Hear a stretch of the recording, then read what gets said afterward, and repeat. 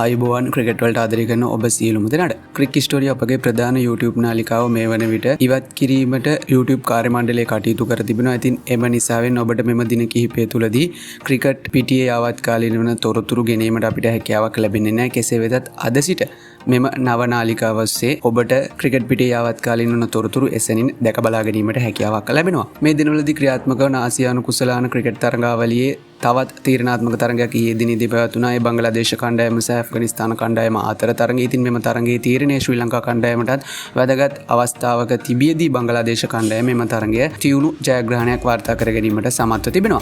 ඉතින් එහිදී බංගලාදේශ කණ්ඩායම මෙම ලැබූ ජයග්‍රහණයත් සමගින් නැවතත් B කාණ්ඩයේ ප්‍රසාද ලකුණු සටහන උණුසුම් මුහුණුවරක් ගන්නවා. එහිදී B කාණ්ඩයේ ප්‍රසාද ලකුණු සටහනේ තවමත් පළමු ස්ථානයේ ශ්‍රී ලංකා කණ්ඩායමට ලැබී තිබෙන්නේ ඔවුන් මුහුණ දුන් තරග දෙකෙන් දෙකම ජයග්‍රහණය කරමින් ප්‍රසාද ලකුණු 4ක් සහ ශුද්ධ ලකුණු ලබා ගැනීමේ වේගය ධන 1.5ක අගයක් පවත්වා ගනිමින් ඊට අමතරව එම කාණ්ඩයේ දෙවනි ස්ථානයේ බංගලාදේශ කණ්ඩායමට හිමිව තිබෙනවා. ඔවුන් තමන් මුහුණ දුන් තරග තුනෙන් එක් තරගයක් පමණක් පරාජයට පත්ව ප්‍රසාද ලකුණු 4ක් සහ ශුද්ධ ලකුණු ලබා ගැනීමේ වේගය ඍණ 0.27ක අගයක් පවත්වා ගැනීමට සමත් වී තිබෙනවා. ඉන් අනතුරුව එම කාණ්ඩයේ තුන්වැනි ස්ථානය ඇෆ්ගනිස්තාන කණ්ඩායමට හිමිව තිබෙනවා. ඔවුන් තමන් මුහුණ දුන් තරග දෙකෙන් එක් තරගයක් පරාජයට පත්ව ප්‍රසාද ලකුණු 2ක් ලබා ගැනීමෙන් ශුද්ධ ලකුණු ලබා ගැනීමේ වේගය ධන 2.1.5ක අගයක පවත්වා ගැනීමට සමත්ව තිබෙනවා.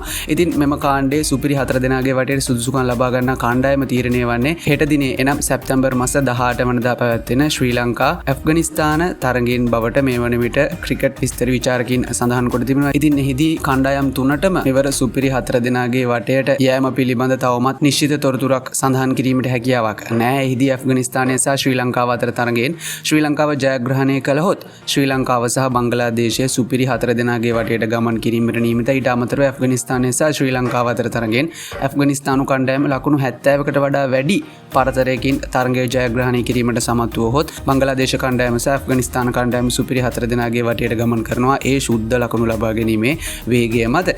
ඉන් අනතුරුව ශ්‍රී ලංකාව මෙම තරගයේ ලකුණු 70කට වඩා අඩුවෙන් පරාජයට පත්වුවත් ශ්‍රී ලංකාවට හැකියාවක් ලැබෙනවා ශ්‍රී ලංකා කණ්ඩායම සමගින් බංගලාදේශ කණ්ඩායමට මෙවර තරගාවලිය අවසන් සුපිරි 4 දෙනාගේ වටේට ගමන් කිරීමට. ඉතින් එහිදී ශ්‍රී ලංකා කණ්ඩායම තමයි මෙම කාණ්ඩයේ ආරක්ෂිතම කණ්ඩායම බවට පත්ව තිබෙන. ඉතින් ඔවුන්ට තරගය ලකුණු 70කට වඩා අඩු පරතරයකින් පරාජයට පත් වුණත් සුපිරි 4 දෙනාගේ වටේට ගමන් කිරීමට හැකියාවක් ලැබී තිබෙනවා.